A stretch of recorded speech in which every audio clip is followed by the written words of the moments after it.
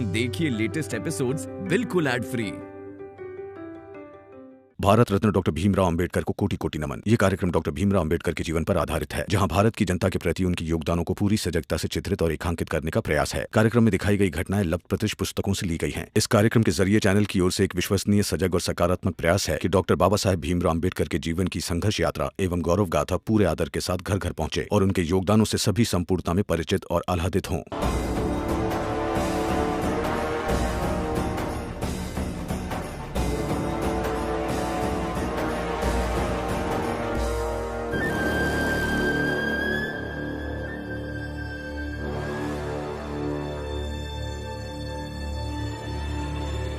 छुड़ाओ हाथ, फिर दिखाओ छुड़ा के।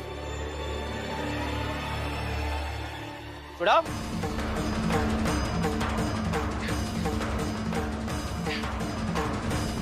क्या हुआ? छुड़ाओ।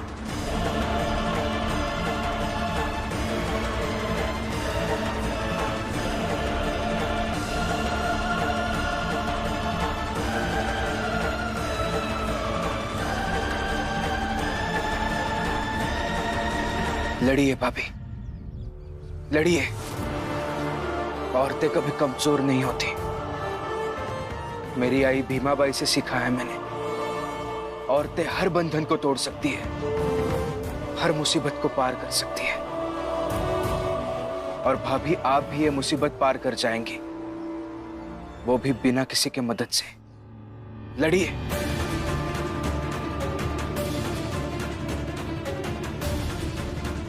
लगाओ जोर और।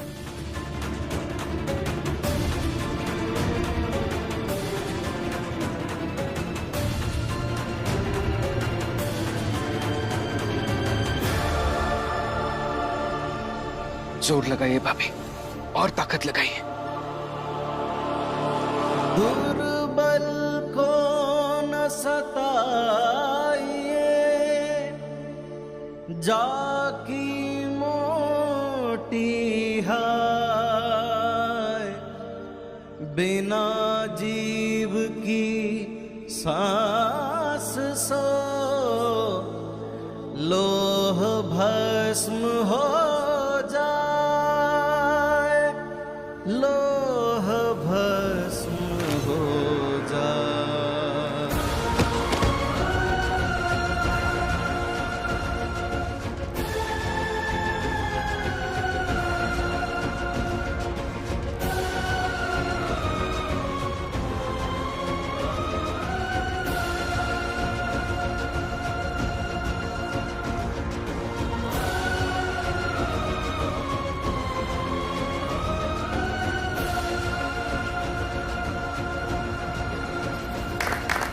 बजाइए आप सब,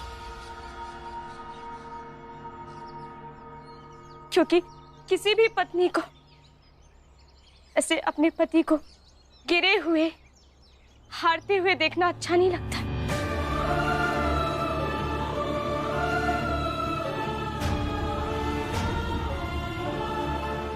मैं जानती थी कि ऐसा ही कुछ करेंगे,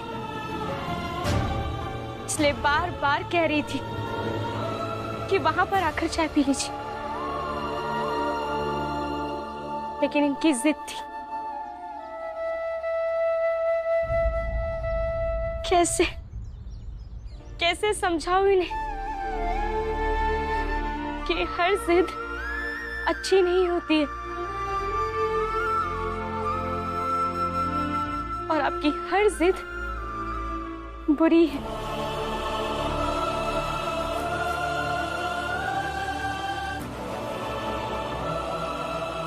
कैसे समझाऊं?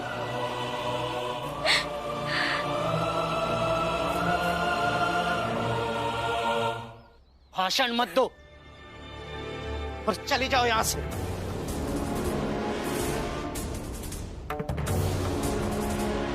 पता नहीं कौन सा जादू टोना करके आई है, वरना तेरी हैसियत है मुझसे कलाई छुड़ाने की, मुझे गिराने की।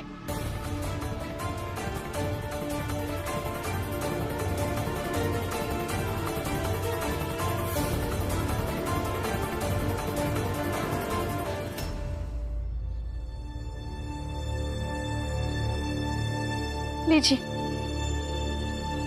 चाय पीजिए। आज आपको ये चाय पीनी ही होगी, और आज के बाद हमेशा, क्योंकि शर्त यही थी।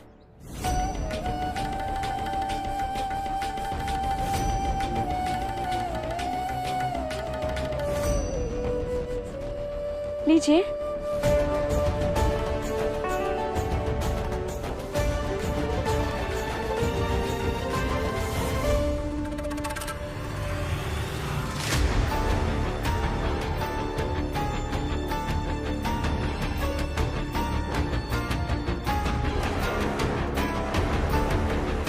आपने ही कहा था ना, एक मर्द अपनी जुबान का पक्का होता है। तो पीजिए चाय।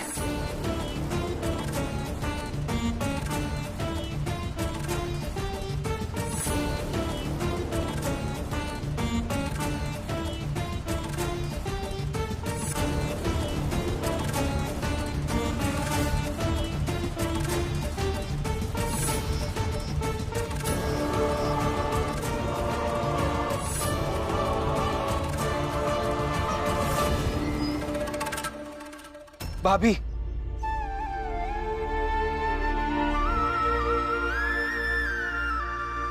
भाभी, मैं किसी की जीत की खुशियां नहीं मना रहा हूं। मैं बस एक औरत की हिम्मत, उसके संकल्प और उसमें छुपी अनंत संभावनाओं को नमन करना चाहता हूं।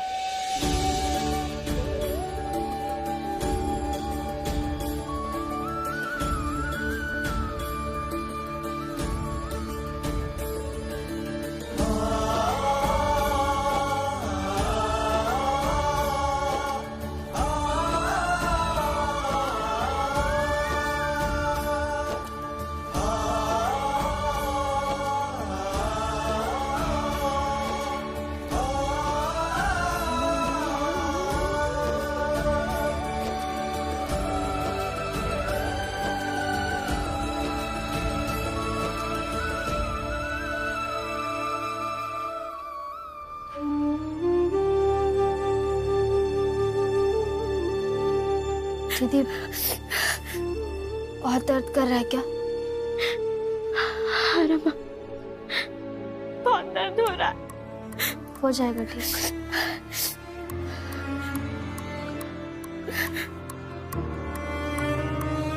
दीदी, आज आपने जो कुछ भी किया ना, मेरे लिए मामूली बात नहीं थी, और ना ही चाल के उन औरतों के लिए जिन्होंने ये सब होते हुए देखा, और ना ही उनके लिए जो भविष्य में आपकी ये कहानी सुनेंगे।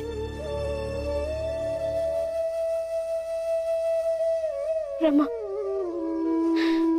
तुमने हर बात को बड़ा और महत्वपूर्ण बनाकर देखा, भीम से सीखा, लेकिन ये बात उतनी भी बड़ी नहीं है दीदी, ये बहुत बड़ी बात है।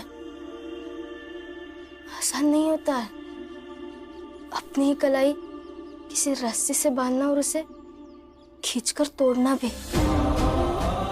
दर्द सहकर खुद को तैयार करने वाली बात हमेशा महत्वपूर्ण होती है, और मुझे अच्छा लग रहा है कि इस दर्द पर मैं मलहम लगा रही हूँ।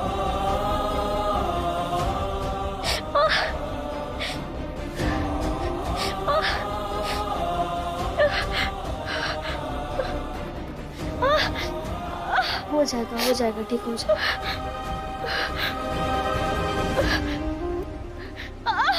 मीरा, बहू के चीखने की आवाज बाला तक पहुंच रही होगी, लेकिन उसका चेहरा तो देखो,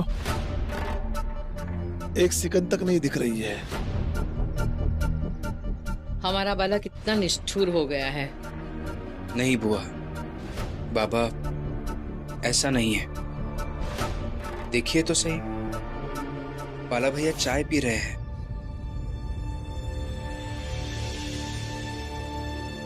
और इसका मतलब यही होता है कि आज बाला भैया एक हिस्सा हार गए और भाभी एक हिस्सा जीत गई। 10 दिन की शर्त है बाबा, बस 2 ही दिन हुए हैं। अब देखिए आने वाले 8 दिनों में बाला भैया का अहम पूरी तरह से पिघल जाएगा। सिर्फ 8 दिन बचे हैं। इन 8 दिनों में भीम को हरा कर यहां से जाऊंगा, तभी करुणा को सबक मिलेगा और वो जीवन भर याद रखेगी कि मर्द की ताकत क्या होती है।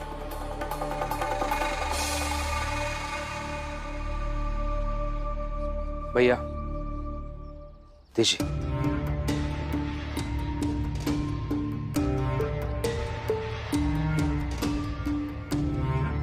और हो सके तो भाभी का हाथ देख लीजिए, घायल हुई है वो। अपने आप को मजबूत साबित करने के लिए हाथ में रस्सी बांधकर खींचने की कोशिश कर रही थी, चोट लगी है। अच्छा, तो ये तुम्हें देखना चाहिए ना भीम, क्योंकि इसके जिम्मेदार तुम खुद हो। रोटी बनाने वाले नाजुक हाथों को रस्सी में डालकर खींचने के लिए मजबूर किया है तुमने, तो इसी वजह से वो घायल है। अरे वो तो घर का चूल्हा चौका करके, साफ सफाई करके, मेरी सेवा करके खुशी रहती थी ना। वो तुम हो जिसने उसके दिमाग में ये औरत की ताकत, नारी जाति का सम्मान और पता नहीं क्या क्या भर दिया और उसे बरगला के बिगाड़ दिया। लक्ष्मी, लक्ष्मी, चलो काम ढूंढने चलते हैं।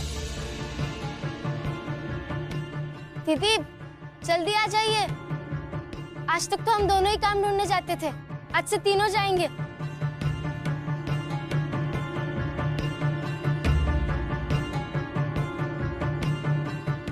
भैया आज तक घर के काम से बाहर अपने भाभी को कभी देखा ही नहीं,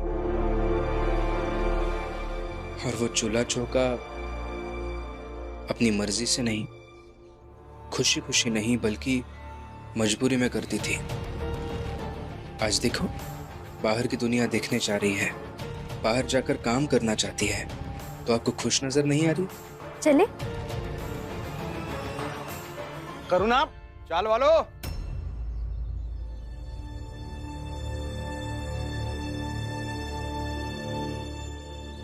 ये भीमराव, रमा, लक्ष्मी, मीरा, आनंद, बाला की पत्नी राम जी और मीरा, ये सब इसी चाल में रहते हैं। हाँ, सब इसी चाल में रहते हैं। सब एक ही परिवार का हिस्सा है और मैं उस परिवार का मुखिया हूं। कहिए ना, क्या बात है? आप सब पर केस किया गया है। क्या? सब पर कानूनी कार्रवाई होगी और हाँ, सबको सजा भी मिलेगी।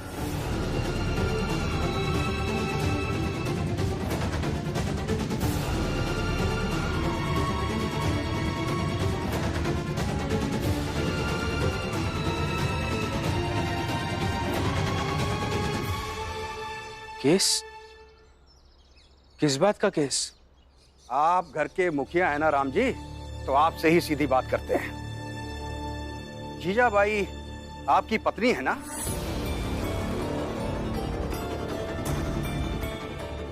माफ कीजिए, लेकिन आप है कौन? केस क्या है? किसने किया है? आप कुछ बताएंगे? जितना पूछा जाए जवाब सिर्फ उतना। वकील साहब, पहले तो आप मेरे बाबा से आदर पूर्वक बात कीजिए। आदर? एक औरत को तुम लोगों ने घर से बाहर निकाल दिया और आदर की बात करते हो?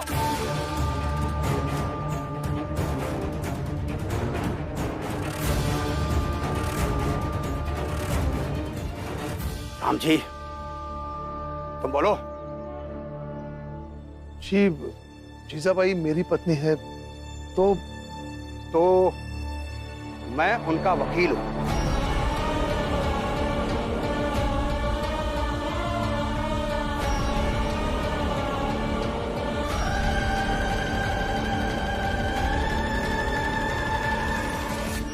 टलिया अम्मा, जीजाबाई ने वकील भेजा है, वहां तक कैसे पहुंच गई? ये कोर्ट कचहरी वकील इन सब के लिए इतने सारे पैसे जीजाबाई के पास कैसे आए? आपको अंदाजा भी है कि ये केस लड़ने के लिए उन्होंने मुझे फीस में क्या दिया है? क्या? यहाँ उनके पिता के पास ले देकर के एक गोली थी ना, जो उन्होंने अब मुझे दे दी है ताकि मैं उन्हें न्याय दिला सकूं।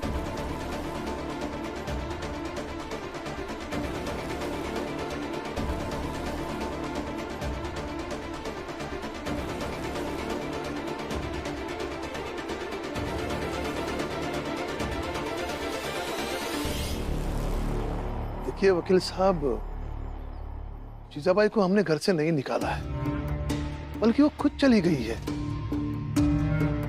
वहां यूं कि उसने मेरे सामने एक जिद रखी थी जो मैंने पूरी नहीं की, इसलिए वो घर छोड़कर चली गई। हाँ, तो उन्होंने ही आप सब पर केस किया है और उन्हें न्याय मैं दिलाऊंगा।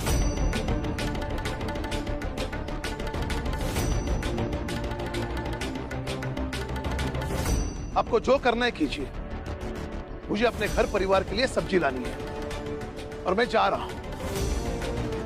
राम जी, सब्जी लेने के बहाने आप बच नहीं सकते।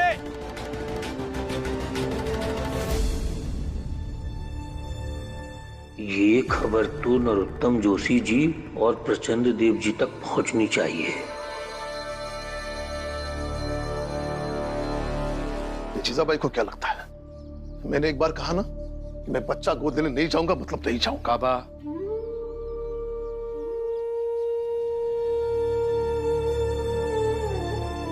मान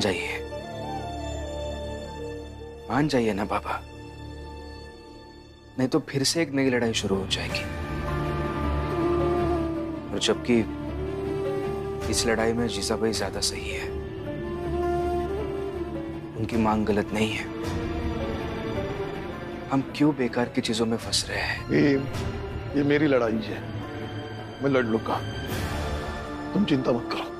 बाबा, समझने की कोशिश कीजिए ना। और सबसे बड़ी दिक्कत यह है कि इस लड़ाई के हर मोर्चे पर मैं आपके साथ, आपके पक्ष में नहीं खड़ा हो पाऊंगा। और वैसे भी अपनों से लड़ाई लड़ने में इंसान ज्यादा थकता है, ज्यादा टूटता है। मान जाइए ना बाबा। हो गए?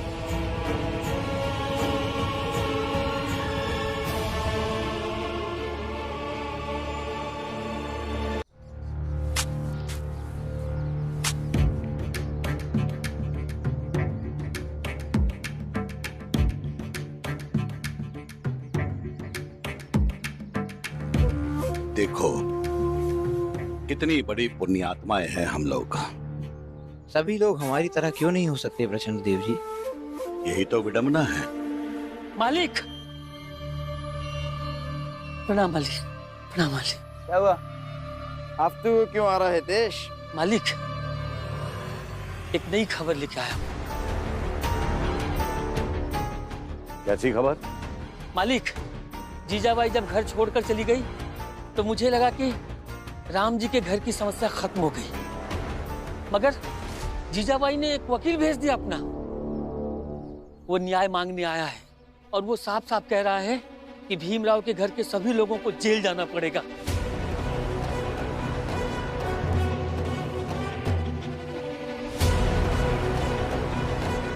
हितेश, मालिक, सच बोल रहा है ना?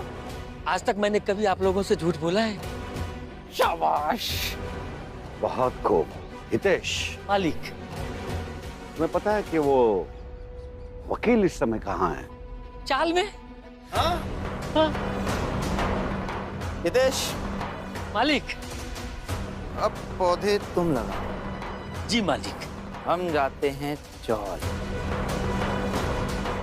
चौल जाकर उस वकील से मिलते। जी मालिक। प्रचंड देव जी, चलिए। बढ़िया काम किया।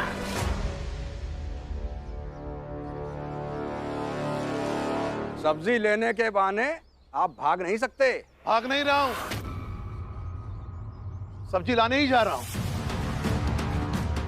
और आप जाइए, आपको जो करना है कीजिए। और हाँ, जीजाबाई की हालत की जिम्मेदारी सिर्फ मेरी बनती है। आपको जो भी केस करना है मुझ पर कीजिए।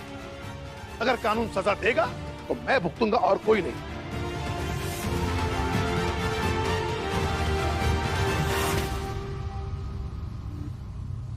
वो क्या है ना कि केस में सबके नाम लिखे हुए हैं, तो सजा भी सबको मिलेगी।